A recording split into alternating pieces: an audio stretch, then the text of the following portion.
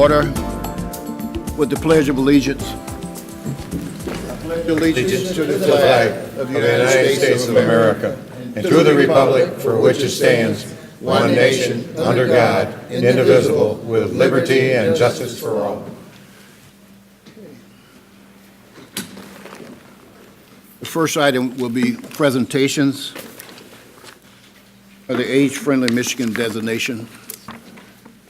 I will join the mayor.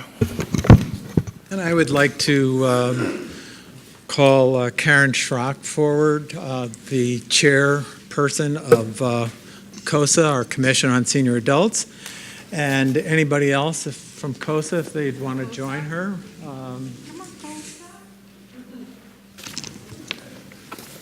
Last week, I couldn't attend. I had another engagement that evening, but COSA, as you all know, is working on earning the age-friendly community designation for the city of Southfield.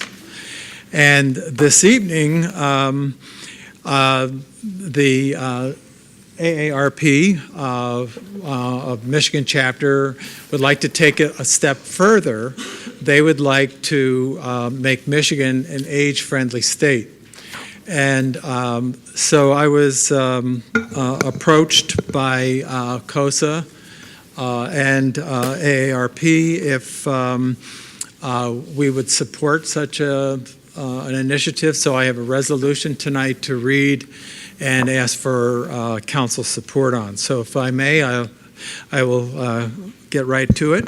This is a joint resolution between the mayor and council. Southfield supports age-friendly Michigan designation.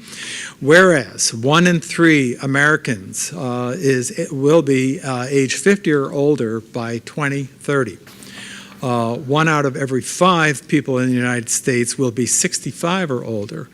And I'll just stop for a second and say in our study session this evening, we were talking about this very thing as it relates to closing schools and senior housing. Whereas age-friendly communities have walkable streets, housing and transportation options, access to key services and opportunities for residents to participate in community activities. And whereas research shows that older Americans overwhelmingly want to remain in their homes and communities as they age.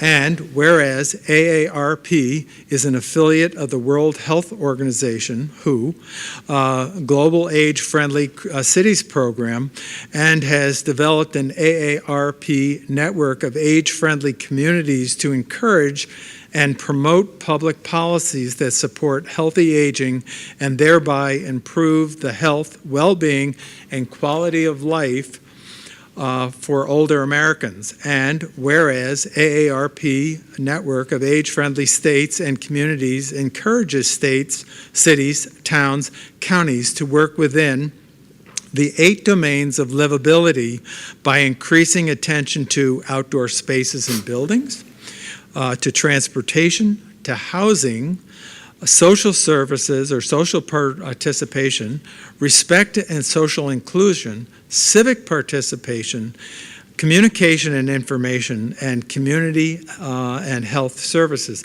And again, I'll interject here, that's exactly what the community dialogues that the third one was held last week have been about, these 8 categories as we're gathering feedback from our community and will be part of our plan going forward as an age-friendly community. So continuing, whereas WHO and AARP have noted that making cities and communities age-friendly is one of the most effective policy approaches for responding to demographic aging. Now, therefore, be it resolved that by the Mayor and City Council, City of Southfield, hereby join AARP Michigan and others in supporting and encouraging the Governor of the State of Michigan to apply to join the AARP network of age-friendly communities to earn Michigan's designation as an age age-friendly state. Now, further be resolved that we, the mayor and council, city of Southfield, county of Oakland, state of Michigan, do hereby declare Southfield an age-friendly city, which we've already done, and Michigan as an age-friendly state, or request that it become an age-friendly state. So I will present this to you. I think the council needs to make a motion. Mr. President, I move that we accept the resolution for Southfield supporting the age-friendly Michigan designation. Support. Moved by Mr. Cruz and supported by Ms. Morris that we designate Southfield an age-friendly community as described by the proclamation. And an age-friendly state. Age-friendly state. All in favor? Aye. Opposed? It is moved. Thank you. Just a brief note to say thank you for this. At my August presentation, this was one of the requests, and I really appreciate you responding so quickly. And I did want to just mention that the Commission on Senior Adults at its last meeting actually prepared a resolution in support of the John Grace Arms proposal. And I have given a copy of that to the mayor, but I will just read the resolved clauses of that. Therefore, be it resolved that the Commission on Senior Adults endorses the proposal by the Southfield Nonprofit Housing Board to create affordable housing units at the former John Grace School in the southwest section of the city, and be it further resolved that COSA supports the creative repurposing of vacant community structures such as John Grace for enhancement of housing options for seniors in the city of Southfield. Be it further resolved that COSA additionally supports development of affordable and desirable housing options for seniors as part of the strategy to become an age-friendly community.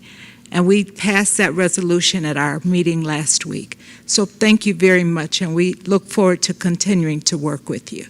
Thank you.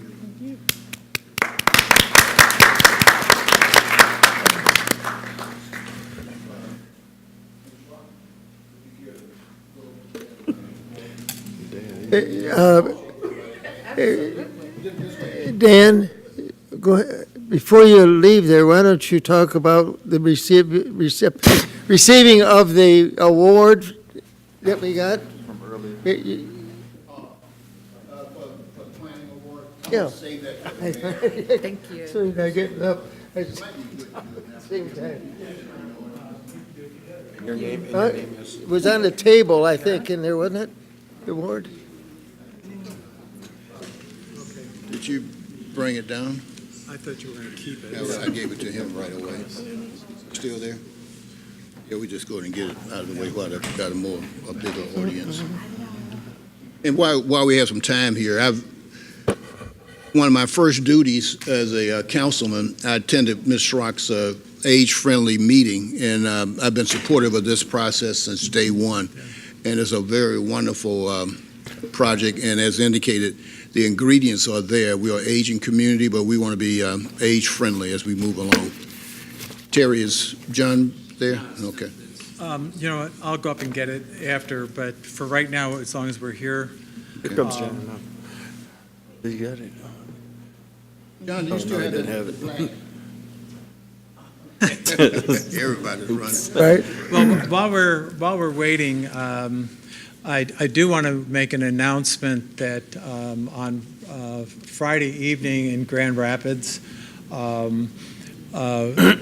we were attending a dinner on the as part of the MML and the Michigan chapter of the Planning Association, and at that dinner we our city planner was recognized.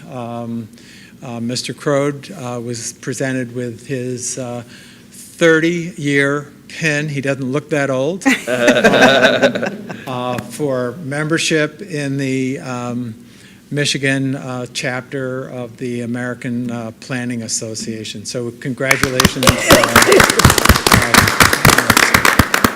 Yeah, I joined as a middle schooler in the student chapter. Thank you. It was really a wonderful event. Councilman Fracassi, Council President Brightwell were there, along with City Administrator Zorn, and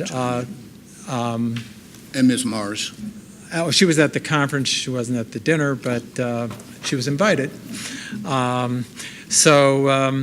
Anyhow, we were in very good company with the awardees that evening.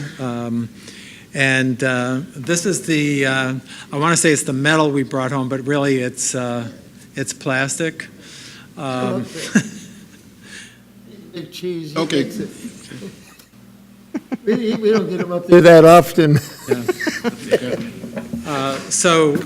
As you can see, we won, Southfield won this award from the Michigan Association of Planning, part of the, it's a certificate of, I'm reading backwards here. Thank you. It's a chapter of the American Planning Association. It recognizes the Northland Mall redevelopment strategy as produced by OHM Advisors and the City of Southfield.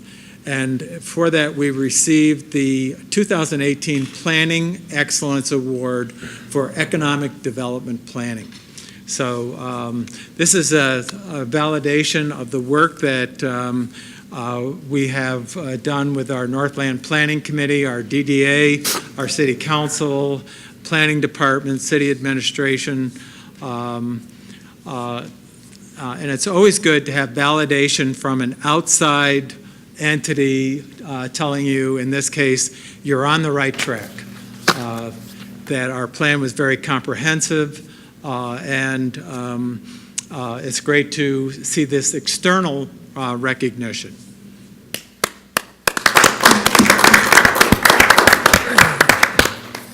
This plaque will be placed in a public area. I mentioned it to the city administrator that on a going forward basis, that when we receive these awards and plaques, that we will display them in a public area so our citizens are aware that progress is being made in the city of Southfield constantly. Okay, well, thank you.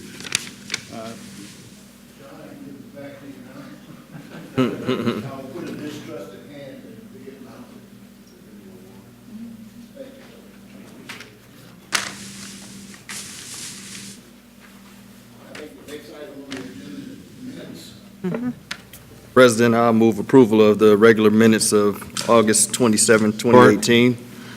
Been moved by Mr. Cruz and supported by Mr. Frazier that we approve the minutes as presented. All in favor? Aye.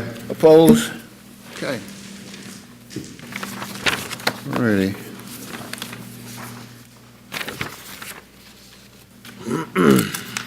This is a flexible council. That means that we can do things while we're walking. Multitask. Chew gum. Chew gum, yeah, that's the biggest part of it. Because now we will move to the consent agenda. And as I mentioned before, I will only give the highlights of the consent agenda, and I will deal something with the fiscal impact. But for the audience, I would recommend that you go to the city clerk's site and look on the council agendas, and then you will see the full package. So from a basis of brevity, I will give a brief background. The first item is the maintenance contract to Equiture Recording Systems.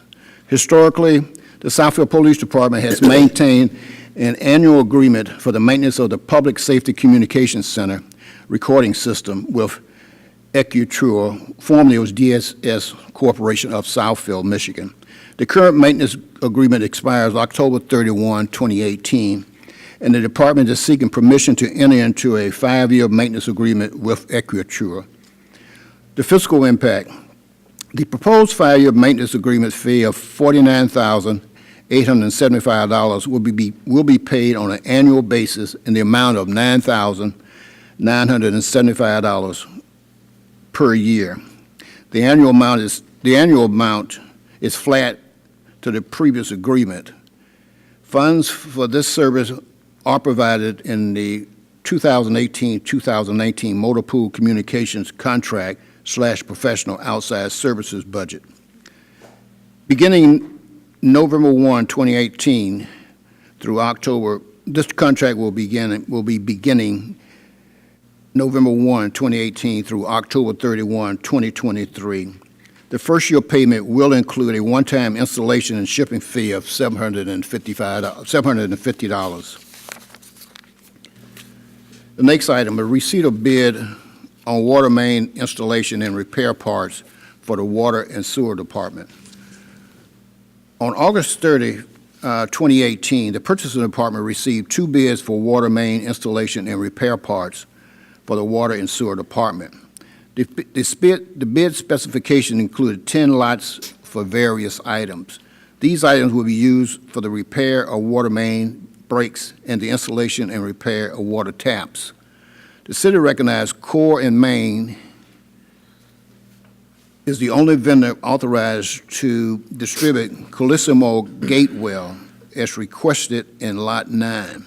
Therefore, the bid results were analyzed using lots 1 through 8 and Lot 10. Fiscal impact. The award is based on the unit price and the estimated quantities. Purchaser will not exceed $151,233.86, which represents a 4.3 increase over last year's approval for these parts. Funds are provided for this purpose in the 2018-19 water sewer budget. Consent agenda item C, acceptance of LTU Pathway 2019 TAP, that's TAP grant, and MDOT requirements. At your February 26, 2018 regular meeting, the City Council authorized the approval of the consent agenda for the submission of a grant application to MDOT for a joint city LTU new 10-foot wide shared pathway, boardwalk, and bridge along southbound Northwestern Service Drive, adjacent to Lawrence Technical University. This application was previously discussed at the February 5 and February 26 study session. The fiscal impact. Southfield City Center has pledged $150,000 over 3 fiscal years as part of the required match, and LTU has pledged an additional $150,000 to $175,000 toward the match. Plus, it will reimburse the City of Southfield for engineering, construction, administration, and contract administration as required by MDOT. The Southfield City Center will provide additional non-purchasing funds for the installation of wayfinding signs, tree installation, and pedestrian enhancements for the future fiscal budget, equaling $26,500 as outlined in the grant application. This particular contract was assigned to OHM to provide professional engineering service as required by MDOT. Consent agenda item D, authorization to enter into a grant agreement between the State of Michigan, Michigan Indigent Defense Commission, Department of Licensing and Regulatory Affairs, and the City of Southfield. Background: the Michigan Indigent Defense Commission, as MIDC, was created by the state legislation in 2013 after an advisory commission recommended improvement to the state's legal system. The MIDC works to ensure the state's public defense system is fair, cost-effective, and constitutional while simultaneously protecting public safety and accountability. The MIDC is required by statute to develop and implement minimum standards for those providing indigent defense services and to collect data, support compliance, administer grants, and encourage best practices to accomplish their mission. Total one-year MIDC grant funding approved across the state was $79,487,139.14, with $422,681 approved for the City of Southfield.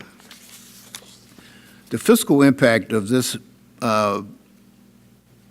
item The fiscal impact of the city is neutral, as the local share is based on currently budgeted expenditures, and any additional costs under this mandate are reimbursed or reimbursable from the state in accordance with the terms of the approved cost analysis and grant. Council, those are the consent items.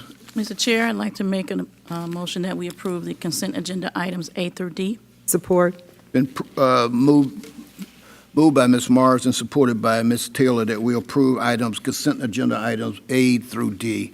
All in favor? Aye. Opposed? The ayes have it. The items is approved. The next item on our agenda would be public communications. And I would like to remind everyone that you will have 3 minutes. First person to be recognized will be Ms. Gerald. And a correction on that motion, it was Lenny Taylor that did the motion, that supported the motion, not Tanya Morris. The record that shows what was stated. Go ahead, Ms. Don't worry about it. Residents, we really need to pay attention to how the mayor and the city administrator wants to do what the Republicans are trying to do, plow through the appointment of a city attorney. Now, a city attorney takes an oath, and that oath says that they will uphold the law, not do anything that they would know is breaking the law. Keith Harris reached out to me in 2012 because he had seen me on the council meetings and fighting for the rights of citizens and et cetera, et cetera. The city allowed this man, Keith Harris, Stacy Jackson, and all of the residents in that area to not have the quality of life based on the price that they paid for their house by allowing a man to violate the city ordinance based on weight and having buses. The city attorney that you guys want to appoint, Elizabeth Ray O'Donnell, this is a document from a consent agreement that she entered into with Mr. Kenneth Carr's lawyer about breaking the ordinances. How dare you guys allow a city attorney to do that? And this is the same city attorney that you want to appoint right now for the people. All of those residents need some kind of restitution for the quality of life that you guys took away from them. I have documents that shows, this is 3 pages of this man going to court for a violation of having buses and the weight restriction being violated in the city of Southfield.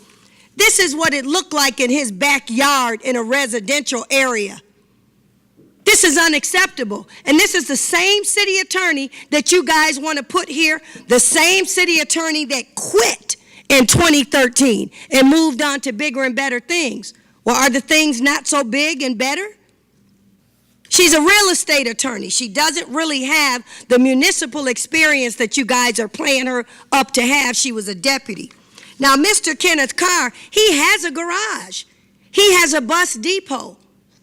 He's got tons of buses. And these are pictures.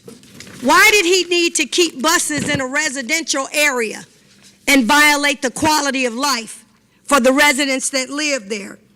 This man has been doing this since 1989. He even got the code enforcement person that was after him fired or reassigned to something else. But the consent agreement says that if the city received complaints, it's null and void. You never made it null and void.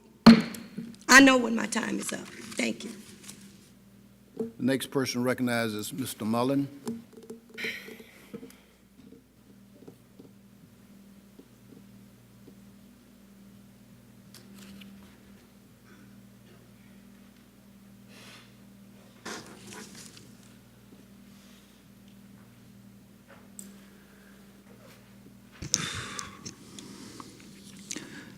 Good evening. My name is Gerard Mullen, Southfield Citizens Oversight Committee. Post Office Box 155, Southfield, Michigan, 48037. Tonight, I would like to talk about Section 4.19, Section 4.19 in the Southfield City Charter. 4.19 is entitled Ordinance Enactment. The last sentence in Section 4.19 states, in essence, that the final step before an ordinance can become a law is its publication in full in a local newspaper. Note that the charter states, and I quote, in full, unquote. In full means that every word must be published first before an ordinance can become a law. Sad to say, this council publishes summaries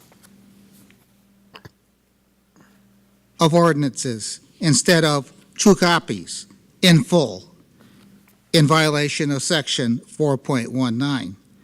And to top it off, this council justifies this illegal action by referring to a state law incorrectly that is printed at the bottom of each published summary ordinance, citing as its legal authority the Home Rule Cities Act of 1909.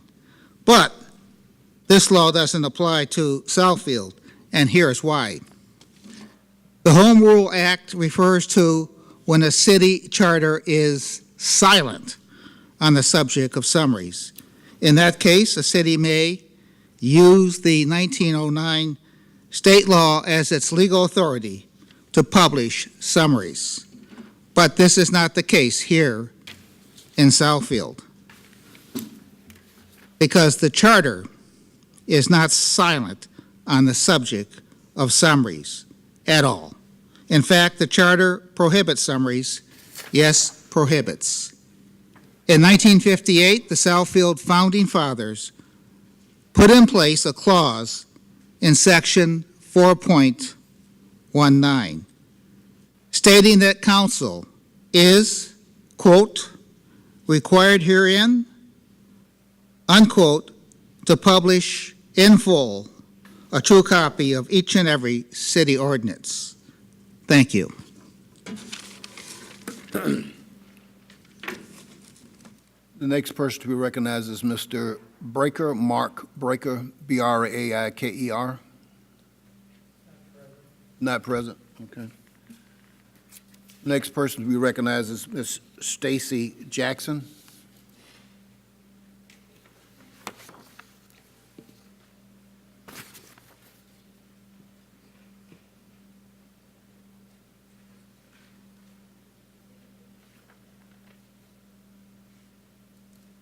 Good evening. Good evening. Stacy Jackson, 21685 Rougewood Drive, Southfield, Michigan, 48033. I am also the president of the Beechwood Acres Homeowners Association, but I'm coming here today specifically as a resident of the city of Southfield. It's not often that I come here, so when I do come, I mean what I say, and it's important. Ms. Drode is accurate. We did reach out to her as new residents of the city of Southfield, because when we moved to our home in 2005, when the foliage shed, we discovered a full-fledged commercial charter bus company running operational from the backyard of a resident's home. We reached out to code enforcement. We were told that this resident had been grandfathered, that he was allowed to park commercial charter buses. Now, for the new council that are here, please let me give you an indication.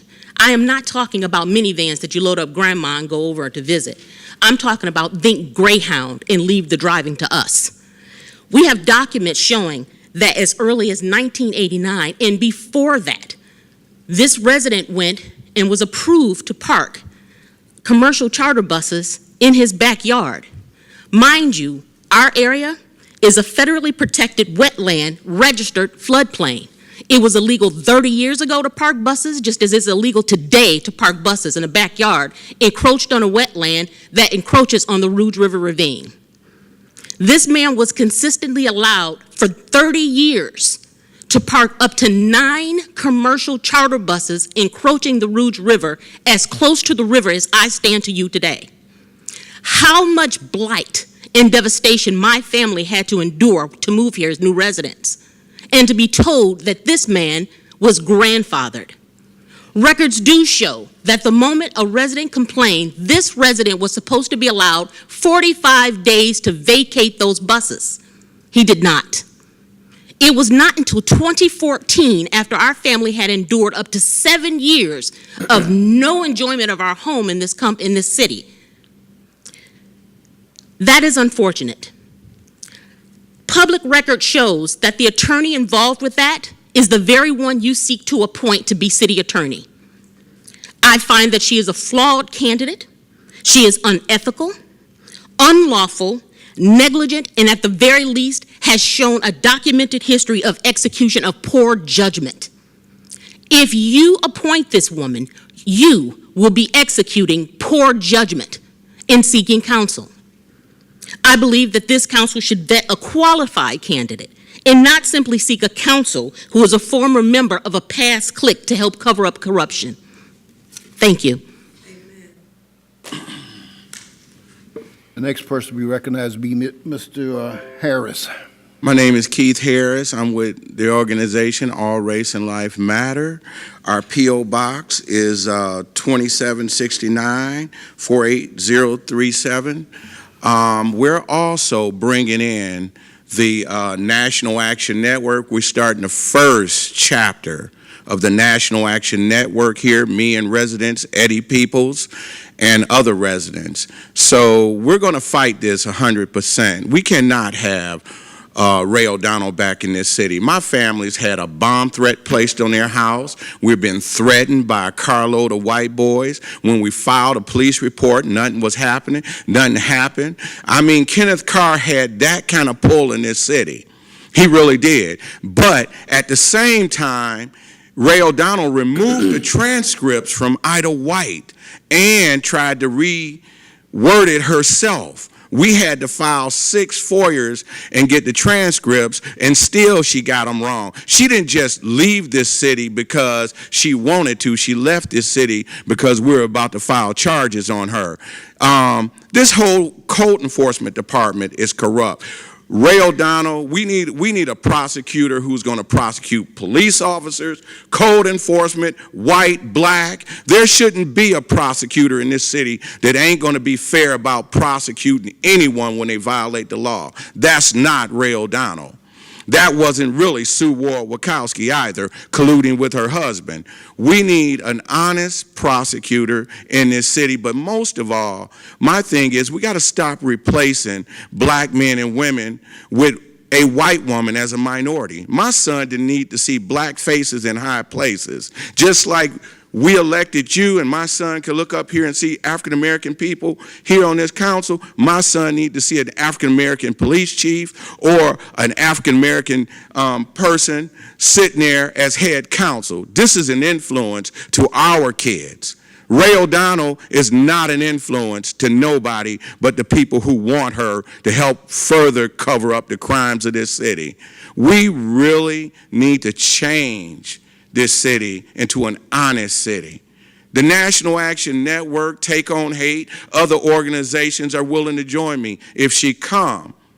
And the results of that will be tremendous protests. We're mobilizing. I don't come here often, but if she come, we're going to mobilize. And I hope you make the right decision. Don't be hasty about your decision. Take your time. You know, I can even tolerate Don King a little bit more. She can prosecute me 1 or 2 more times. But do not bring Ray O'Donnell back here, you know? Ain't we close, Don? Thank you. Next person to be recognized is Toby Rose. Okay. He's not here. Oh, he's here. Oh.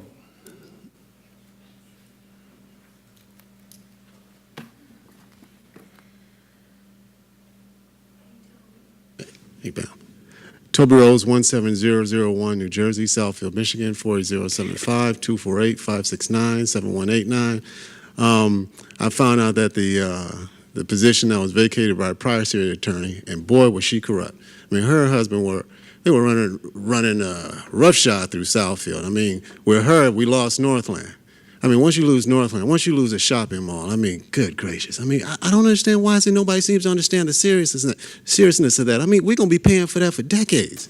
Southfield, I mean, she basically crippled Southfield. And I remember when she was appointed 5 years ago, I booed her, and the very person who wants to get this new city attorney, he wanted to call the police on me. Where are the police? Where are the... I remember that meeting. And I said, if you appoint her, it's a stupid, idiotic decision that's going to result in a disaster. And of course it did, because we lost Northland, because Northland is now 2 dirt piles. I had a guy from Detroit call them the Green Mountains. I mean, it's an embarrassment to the whole city. And now this same individual wants to appoint another crooked prosecutor. She was around signing all those stupid prosecutions against me. And I'm like, why do you keep hiring, appointing morons? You got a moron for a city administrator. You got a moron city attorney. I mean, it's like you keep hiring the worst degenerate trash. And then, of course, the result is you see it out on the streets. You see a whole mall gone. I mean, if that mall was open right now, there'd be people shopping there. There'd be people enjoying it. It'd be a net gain to Southfield instead of a money pit. I mean, that's what that prior city council did. Now we're doing it all over again. And the 2 individuals, the homosexual and the individual who was called, wanted to get the police on me in that meeting with that other city attorney. One has a $700,000 condo in Paradise Valley. That's the homosexual. And another one has a condo in was it, Tampa, Clearwater, Florida. So they got their escape plans. They're going to destroy Southfield and leave us with the mess while they enjoy their summer paradises where they live, where they don't have to deal with no black people. The homosexual, he lives in a gated community. I mean, I tried to get a Google map and see the actual condo. All I could get was a sky view. But the thing is luxury. It's a gated community in a luxury subdivision. And he's taking the resources of our community and then constantly hiring morons, idiots. And in another 5 years, we're going to have another disaster. I'm looking right at Town Center. I'm thinking that's going to be gone next. You hire another moron as a city attorney. Because you can't keep hiring stupid people and think you're going to have good results, because people who want to invest in the city, they look at all this dysfunction in the city of Southfield and say, why would I want to invest here? Why would I want to work here? Why would I want to do business here? Because all the money's going into Detroit because Southfield doesn't seem to want to do the right thing. You keep wanting to hire racist, low-life, degenerate trash and give them high-power positions. Why don't you hire a black person for a change? What's wrong with that? The city's majority black. Is there something wrong with hiring black people? I just don't get it. All righty. Seeing we have no other communications, we will now move to the council portion. And the first item there is a expense account. Then I move approval for the travel expense report for Daniel Brightwell attending the MPLP program. Been moved by Mr. Cruz, supported by Mr. Frazier, that we approve the stated expense report. All in favor? Aye. Opposed? Okay. Any other council items? Ms. Taylor? Yes, I just have a few announcements. In the absence of Ari, I thought I'd bring up a few. One is to our Southfield and Lathrop residents. It is time for the Goodfellows again this year. And I'd like to make the announcement that if you would like to submit an application for the Southfield Goodfellows, the deadline will be Thursday, October 18th at 4 p.m. And if you have any questions, please reach out to Rhonda Terry in our Human Services Department. And also on October 1st, we have the general ice skating. It begins at the sports arena. So all that's interested in that, please do that. We also have our Boo Bash for on Saturday, October 20th, for all of us that like to bring our young people that to share in the Boo Bash for Halloween. That'll be at the Southfield Pavilion. And lastly, I'd like to mention the October 27th, where we'll have our Household Hazardous Waste Day put on by ROSOC from 9 to 2. And I'm sure I'll leave the photo prize because I think the mayor would talk about that. Am I going to be correct? Okay. Well, we also have the Southfield Photo Prize Awards ceremony that will be held on October the 10th here in council chambers. So that concludes the announcements that I have for today. Thank you. Well, I'm going to make a couple announcements here. These deal with veterans. On Sunday, September the 30th, the North Oakland Marine Detachment Number 570 is having their 29th annual chili cook-off. It will be located at the White Lake Inn on Ormond, O-R-M-O-N Road in White Lake Township. For further information, you may call 248-238-2083.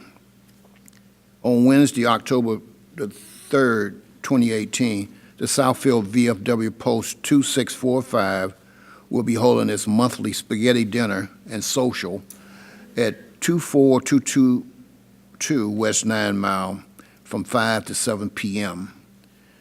And also on Wednesday, October the 3rd, the Yankee Air Museum is hosting another in their free lecture series, this time the history of the war dog. They will have featured speakers. And for more information, please call 734-483-4030. And on October the 4th, the Northwest Detroit AARP Chapter 529 is hosting a Veterans Forum at the Wayne County Community College at 8200 West Allen Drive from 11 to 1 p.m. These topics covered will be pension information, senior benefits, property tax reduction, and more items. So those are my items for tonight. Seeing no further council, we will now move to the mayor. Sure.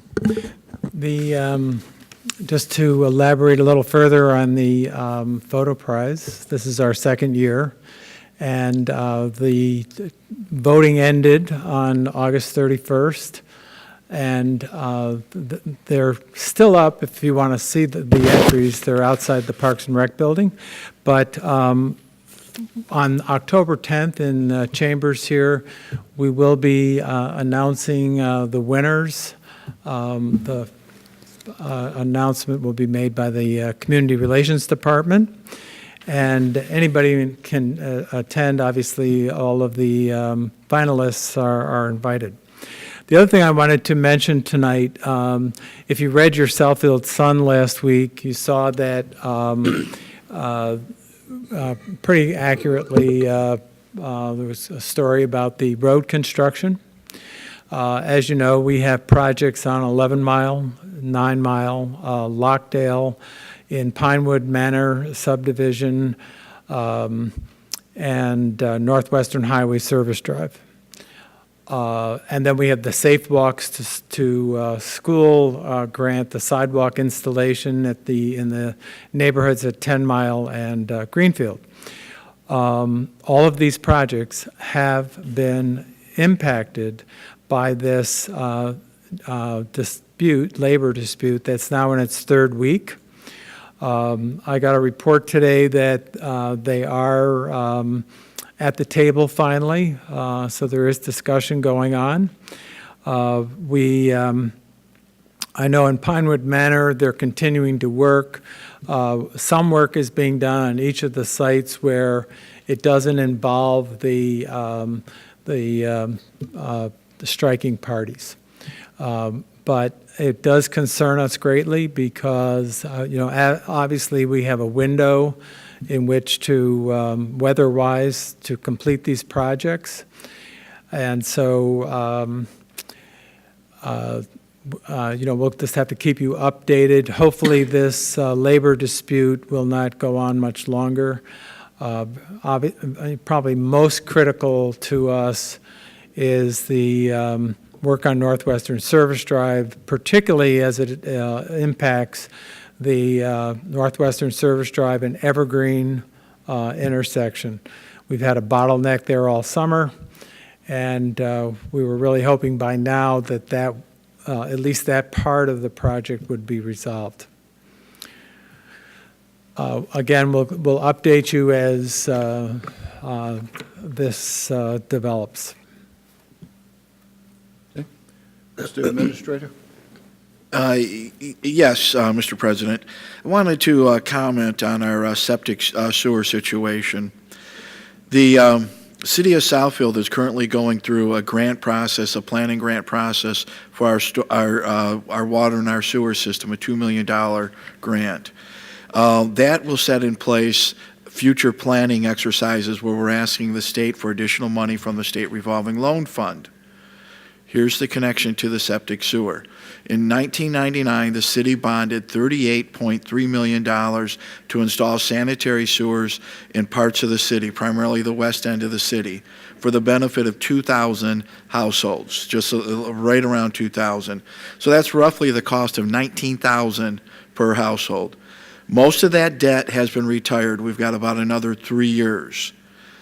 Some point in the near future, the state of Michigan is going to come in and ask for a status report. After the Great Recession of what happened in 06, 7, 8, the city backed off. But in 2016, we stepped up our efforts. Our ordinance says every 3 years, a septic system must be inspected. If your septic system passes, no issue. If your septic system fails, you need to either repair your septic system or connect to the city's system. So we've roughly, about 1,600 properties still remain on septic. We're going through every year, about 530 homes a year are being inspected. In 2017, we reduced the tap fee, which was originally set at $7,706 to $5,000. The average cost for a connection, and this is based on all the data we have, is $9,448.57. We offer, and I want our residents who are on septic to know this, that we offer a loan program that the first 3 years is interest-free at 3% interest, and then it's amortized over the next 15 years. The average loan payment for a person using that loan is $791.47. The tap fee was reduced from the $7,600 to $5,000. I can't stress how serious this is as we go through this current grant process. There will be a date when MDEQ is in here asking for status, as well as certain environmental groups are looking for accountability. There was $38 million of federal money invested in this city. They're going to look for accountability. Most of you are aware, if you read various journals in that, what was going on in the state of Ohio in 2015 and 16, where the EPA was coming in and asking, how's your progress? What have you done? Did you accomplish what you need to do? By simply going through the inspections, you either have a system that works. If it fails, you can rebuild your system. That was what council adopted in 2017. So I want to just put that on record. We are developing a septic and sewage system 101. This is a draft. I'd like to distribute it to the council for you to see that. When you're in a city administrator, you don't always have fans, but to my critics, it really hurts being called a Republican. If you knew that, that just really galls at me. Then to be referred to as a criminal. Anytime an administrator or an attorney is working on a case and you're entering into a consent decree, a judge is telling you they're not going to make a decision. They're forcing you to make a decision. That's what consent decrees are doing. There was a lead attorney, a city attorney, and the individual being discussed was not the lead attorney, and the consent decree was presented to city council. It was a compromise.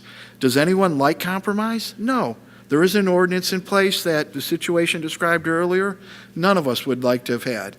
But a judge believed that there were certain prescribed rights that this individual had. So compromise consent decree was entered. Buried in there, there's also an out if there was any additional put on that the city could come back. So I think the rest of that story needs to be told. In some ways, it's like having an aggravated assault get pled down to a misdemeanor. I have no further comments. Mr. President. Mr. Administrator, could you clarify for me one of the statements that you made, and that is, if someone wants to borrow the tap, for the tap fee. The, how much did you say their payment would be?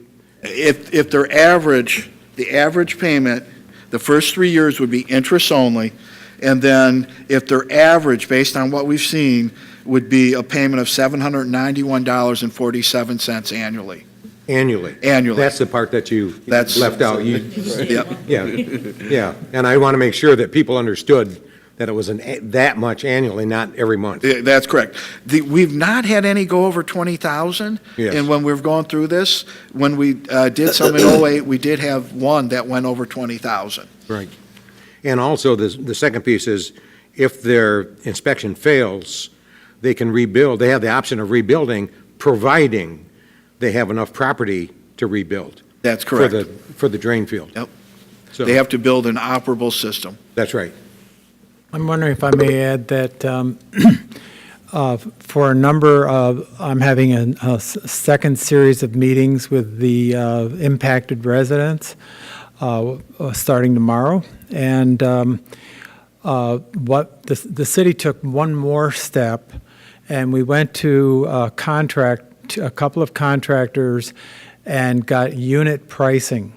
That the prices that have come back are considerably lower than what some of the homeowners got by contacting various, we don't recommend, it's not, homeowners get a list of people who can do this work, do the trenching and put the sewer line in if they choose to hook up to city sewer. We don't necessarily recommend any of them. They're on a list of, these are the people that you can shop. Anyhow, we took the additional step of finding a contractor who is willing to come in and do unit pricing. I now have the list of unit prices, and in several of the people that I've spoken to, it's considerably less than what they found on their own.